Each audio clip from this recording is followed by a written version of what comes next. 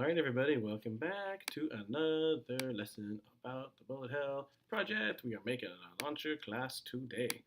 This is basically going to allow us to structure the sequence of enemies and how they make formations and what our level looks like basically. So I'll show you what we got so far.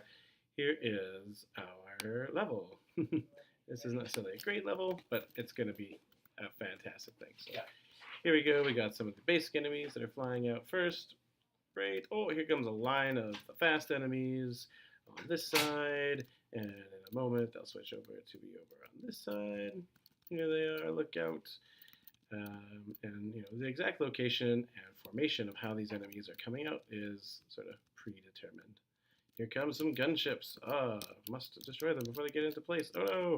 Now they're just filling the screen with bullets. So might need to balance this level a little bit. If I had hit points turned on and collisions for my spaceship, I think we would be dead. Oh, I fought through it. I got through the end. Can I survive? Whatever. That's not really a game at this point. So let's take a look at the launcher class. Launcher is going to extend a game object, and it's something we're going to add, not necessarily at the beginning of the game, but I'm going to make it that way for now. So here's my launcher variable. So it's called my launcher. And in the setup, although again this is not necessarily the best place to put it, I am saying my launcher equals new launcher to create it, and then I add it to the list of objects. It's just going to be something managed in the list just like all the other game objects. And just to make it visible to see what's happening, I'm going to put it down to be on the screen. Put it at 200. So this launcher is actually this ellipse thing. That we'll see. It doesn't have to be an ellipse, but it's just moving around and depositing enemies. And there's different patterns it's producing. The first pattern was just random. This one's producing a line at this point. It'll switch over and produce a line over here. And then it's producing gunships after that. So this is what the object actually is, this big circle. And of course it's invisible. This one doesn't even bother to move. It's no problem. You can just pick a place to put it. And that's great. So what's a launcher? So first of all, a launcher is a game object that has a timer added onto it. And we start the timer at 0 when it's constructed. And then I give it some various things. Alive equals true is probably the most important.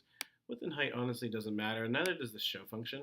We're actually going to probably get rid of this. This is mostly for demonstration purposes to have this here, just so you can visualize it. Honestly, we're going to move this out of the screen so you have no idea there's a object out there sort of planning these waves. So that's great. And then the act function is basically your level. This is where you're programming a level. Timer is always going to be increasing. And we just have a set of if statements to determine what pattern to launch. So notice we're saying if it's less than 500, else if it's less than 1,000, if it's less than 1,500. You might wonder, why don't they all happen at the same time? After all, if it's times 0, isn't that less than 500 and less than 1,000 and less than 1,500 and so on? So the answer is this is an if-else chain.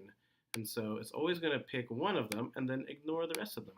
So if timer is 0, it will say, oh, timer is less than 500, and it will do random enemies, and then it will not choose anything else. That's the beauty of the if-else structure. It just chooses one of these options.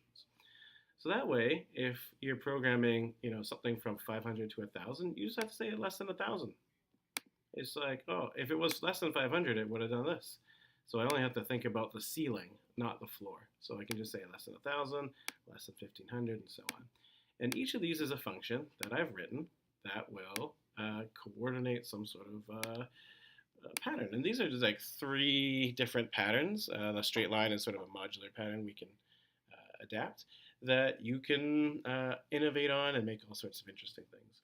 So let's take a look at random enemies. First of all, that's the, if it's less than a certain amount, then we're just having the, I'm using the modulus operator. Just every 50 frames, roughly, we're going to choose a random position and then create a new object at the x and y of the launcher. And for the original enemy, we need to choose Vx and Vy as well. So we just choose a number and it's fine. That's the pattern. That's it. That's all that's happening. It's moving the launcher and then adding an enemy at the right place. So random enemies does exactly that. A random pattern of enemies. Straight line is a little bit more complicated because we send it a number. So notice that I do straight line 200 and straight line 500. It's the same function. I'm just choosing where that straight line will be. So let's look at that. Here's straight line. So straight line, oh, I don't need the bottom part anymore. For straight line, ooh, deleting too much.